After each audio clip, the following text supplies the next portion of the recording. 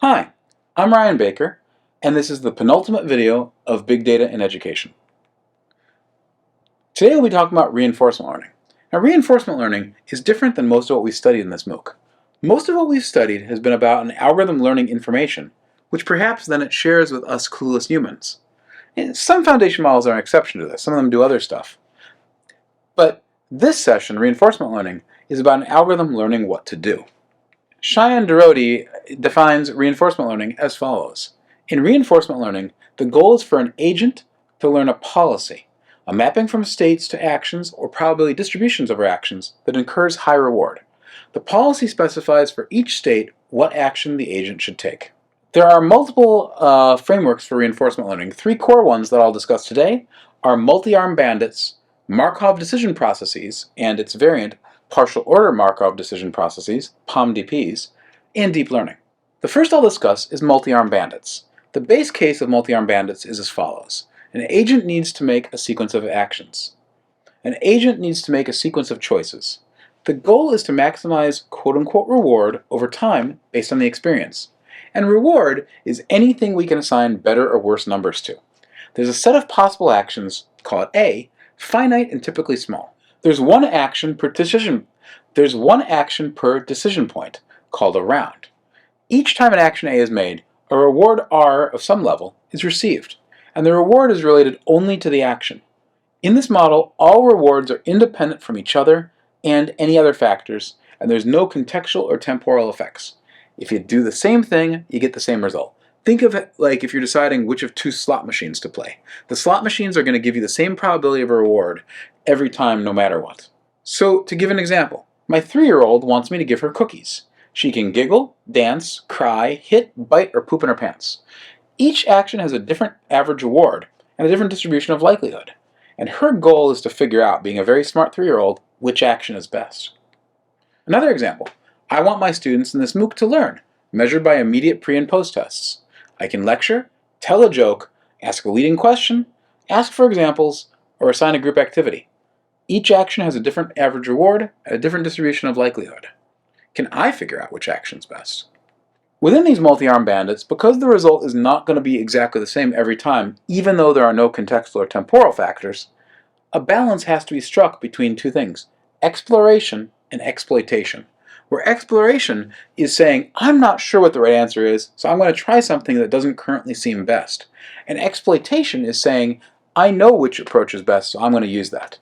And the balance and choice at any given time between exploration and exploitation depends on how certain the bandit is about the reward each action is likely to give. Moving on from just the straight-up multi-armed bandits are contextual multi-armed bandits.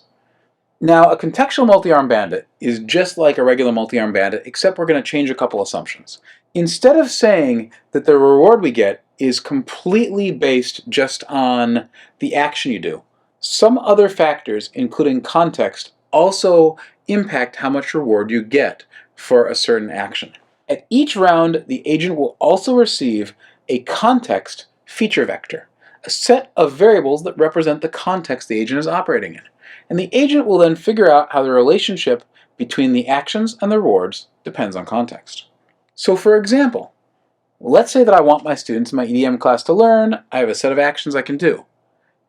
A contextual multi-armed bandit operating as me would also perhaps know what percentage of students are looking at me, how far into the class session we are, how many students came to class today, and whether it's raining outside. It turns out perhaps that lecture works better earlier in class than later in class, and that a joke works better if very few students are looking at me. Another variant on multi-armed bandits that relaxes another assumption is non-stationary bandits. Non-stationary bandits say, what if the reward's changing over time? What if the circumstances aren't always identical? In this case, it becomes necessary to check for changes in the reward functions over time. Goodness! We were usually getting a reward of 17 earlier, but now we seem to be getting a reward of 12 for doing the exact same thing. In this case, the model is always asking, is the current performance outside the expected range? And if so, something might have changed and we might have to adapt. The second big category of reinforcement learning is MDP, Markov decision processes. MDPs add a key dimension, state. The model now assumes that the environment has multiple possible states it could be in, and the reward for action varies based on the state. This is another way of representing context. Perhaps my class is in a state of early class attentiveness. Perhaps my class is in a state of late class laziness. Let me give another example. Maybe my daughter wants a cookie, but her strategy for getting a cookie needs to depend on Daddy's state. Is Daddy happy, silly, grumpy, stressed out, or just plain busy? Perhaps if Daddy is being silly, dancing is best. That'll get her the cookie. But perhaps if Daddy's busy, she needs to sneak into the kitchen and climb on a ladder and I won't even notice. That totally has never happened. So, a Markov decision process needs to learn more things than a multi-armed bandit does. It needs to learn what the set of states are. It needs to learn the set of transition probabilities between the states based on what the action was. This may seem very similar to hidden Markov models. It needs to learn the mapping between actions and rewards for each state, where state plus action equals reward. And it gets complex very quickly. This is just a few of the many examples that it has to learn for the case where my daughter is figuring out what action to do based on my mood to get herself a cookie. A variant on MDP is the finite horizon MDP. This model adds the caveat that there's a maximum number of steps. Now, this is useful info if the interaction won't go on forever, and it's actually pretty common in a lot of papers and practical applications. The true number of steps is never infinite, but often we don't know it. If we do, some calculations are easier. And incidentally, you might be saying, what makes these models Markov? Well, Markov is named after the person who made this assumption first in this kind of work, and it says that the transition between states takes only the previous state into account, not further back. So now that Daddy's in the state of grumpy, it doesn't matter what Daddy was feeling before this. Knowing whether Daddy will become happy or silly or something else is based only on Daddy's grumpitude. That's a real word. The Markov assumption is also seen in hidden Markov models, aka a previous lecture, and it's used there to model and predict transitions. The next and most common variant of MDP is the POMDP, the partial order MDP. In a POMDP, we can't actually observe the state. We don't really know is Daddy grumpy or silly. We have observations separate from the rewards related to the states, and the algorithm tries to infer the probability of states based on the observations. To give an example, let's say my daughter is trying to figure out my state, to figure out what action to take to get a cookie. She doesn't know if I feel happy or grumpy, but based on my facial expression and my tone of voice, there's a 50% chance of happy, a 20% chance of silly, and a 10% chance of grumpy. Now, sometimes you'll see papers that just talk about Q-learning.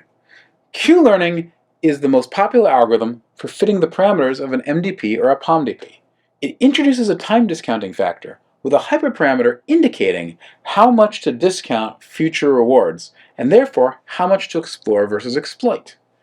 It fits a state plus action equals reward function, where it keeps a memory of predicted reward for each state and action combo, and repeatedly updates the predicted reward as new evidence comes in. And classically, that reward estimate is based on a simple updating function. But more recently, deep Q-learning / deep Q networks use a convolutional neural network to fit that state plus action equals reward function, which leads to rather complex functions for determining that. Now, so far, most of the rewards we've talked about have been immediate. Cookie. But in education, the rewards we care about are often not immediate. Immediate performance in a learning system versus long-term retention. Immediate performance versus the student's preparation for future learning. Improved grades or attendance in the short term versus graduating from high school. An example of this is seen in Shen and Chi, where they looked at college students using an intelligent tutoring system. They used a reward either based on immediate student performance or long-term learning using an ensemble of different RL methods. They found that the models were actually quite different, but that when they made decisions based on them, surprisingly, there were no differences in learning outcomes. Another approach to doing delayed rewards is to choose or infer a short-term proxy for the long-term reward, and then evaluate the success of the proxy and the overall approach using the final reward. You tune the proxy and the overall approach using the final reward. An example of this is seen in Zhu et al. 2020, where students used an intelligent tutoring system. The true reward was pre-post gains, but the proxy was 142 features of student performance at an action-by-action level. A neural network was used to predict pre-post test gains for the features, and changes in predicting the pre-post test gains was used as the proxy reward. The policies were induced using proxy rewards and deep Q networks. The paper didn't discuss overall learning differences. You see a theme here.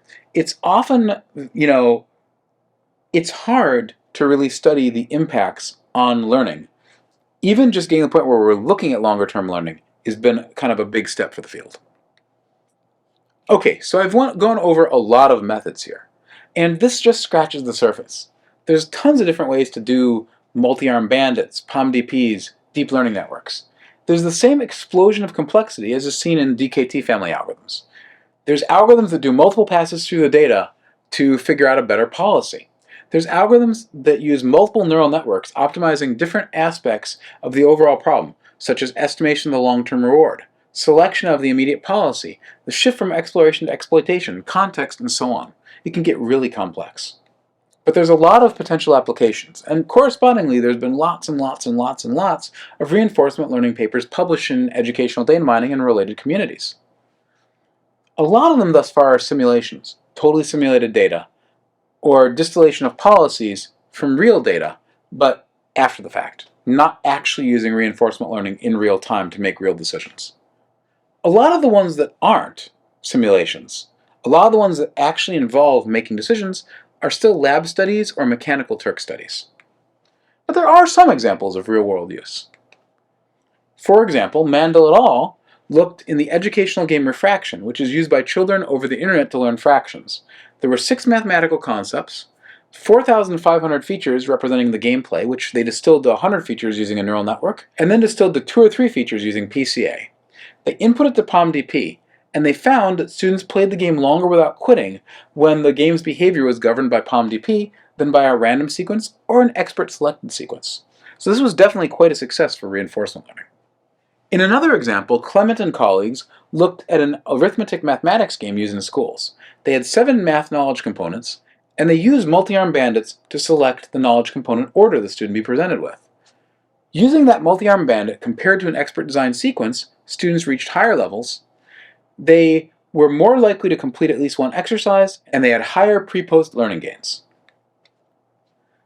In a third example, Shen and colleagues looked at an intelligent tutoring system for college logic. Students using the system completed an average of 23 problems across 6 levels across an average of 5.5 hours, and an MDP or a POMDP decided whether the student should complete problems or receive worked examples. And they found that there was better learning for the MDP than a random, but they also found that the MDP did better than the POMDP, and that was a surprise.